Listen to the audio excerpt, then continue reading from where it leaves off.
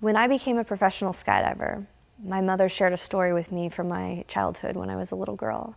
When I was 5 years old, our teacher had asked us a question: what did we want to be when we grew up?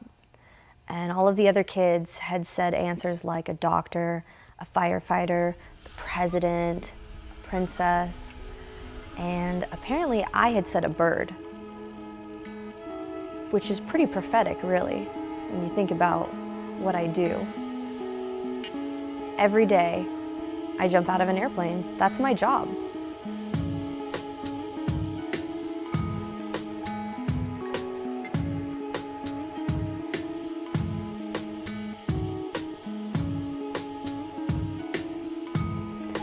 Hi, I'm Cyn Currie. I'm a professional skydiver, a paraglider, a kite surfer, and a wingsuit base jumper. I guess I was a bird with the skydiving and the paragliding, the other things that I do, but wingsuit base jumping is probably the closest you're gonna come to feeling exactly what a bird feels like, especially over a mountainside and next to cliffs. The best part of wingsuit base jumping is obviously the jump itself, the feeling. It's unlike anything else in this world. It's absolutely indescribable. But the other side of it is really the approach, getting to hike through the mountains, hike up with a heavy backpack on with my parachute and my wingsuit, getting to experience the smells of the alpine trees and the earth beneath your feet, the wild flowers and the wild berries. It's beautiful. It's an experience in itself. Most people hike up mountains to hike down them or to ski down them. But the entire time I'm hiking up the mountain, it's always in the back of my head that I'm going to jump off the top of the mountain. There's a chance that you might not jump. Weather comes up, things happen, but you're generally hiking the mountain to jump off. It's a little bit terrifying, slightly daunting, and luckily the hike is there to distract you and the beauty and the majesty of all of it. Once I get to the top, to the exit point, I take a break and try and slow my heart rate from the hike that I just did, which is really useless because then you start to realize that you're about to jump off the mountain and the heart rate doesn't slow down whatsoever. If anything, it speeds up. But I take a break, slow my breath, which really helps. Start taking my gear out, do a gear check, look at my wingsuit, make sure that everything's okay. And you slowly start to put your gear on, talk about the jump that you're about to do. Luckily, I'm always with someone, I don't jump alone. And so I talk with them and make sure that everything's ready. I check my parachute, I make sure that nothing has changed in the hike up and that everything is where it's supposed to be.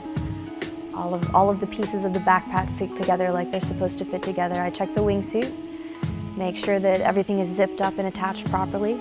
I put my wingsuit on and put my parachute on, and it's really an internal moment with myself at this point because there's nobody that is in charge of my life at this point except for me. Even though I'm with my partner, I'm with Zach, my mentor, who I do most of my base jumps with. I don't like to jump alone, prefer to jump with people, and Zach has been with me on probably 80 to 85% of all of my wingsuit base jumps.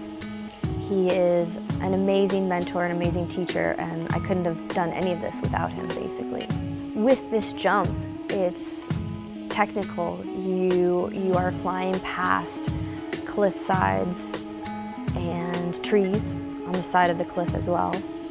And then in order to enter that crevasse, you need to enter it at an angle and very steeply. You need to dive into it. You don't just fly into it.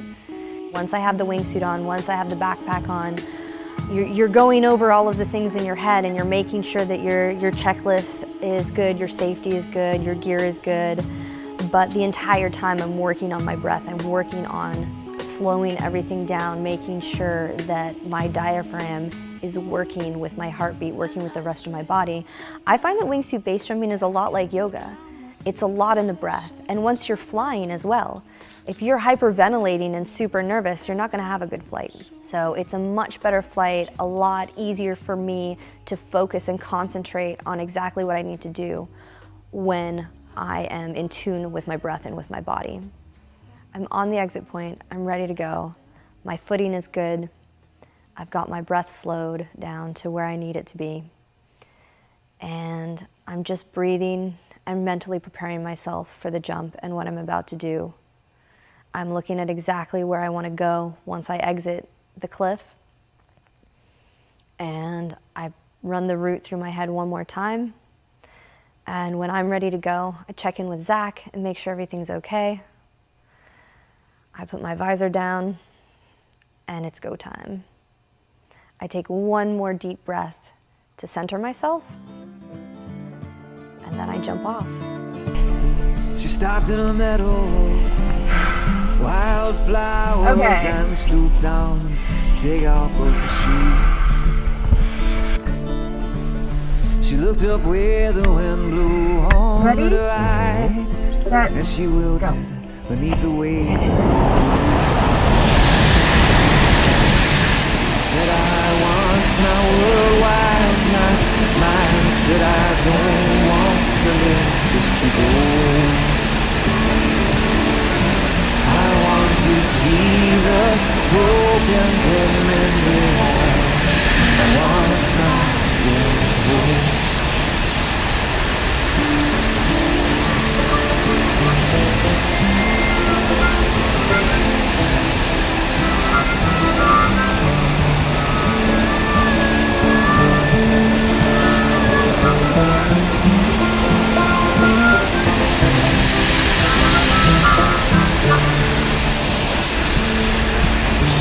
Sat alone in his cluttered room, his roots growing deep into the soil of his youth.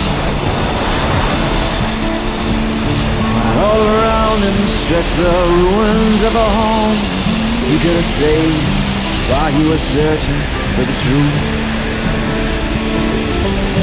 He said, I want my world wild, not mild. Said, I don't want to live just to grow. I want to see the broken get mended right. I want my world whole. Said I want that whole world whole.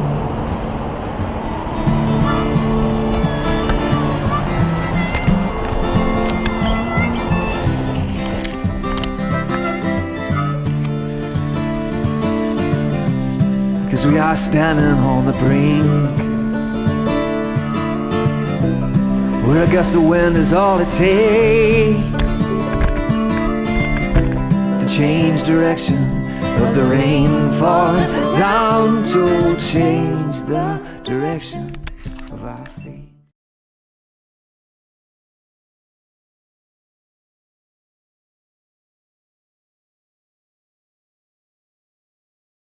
Yeah.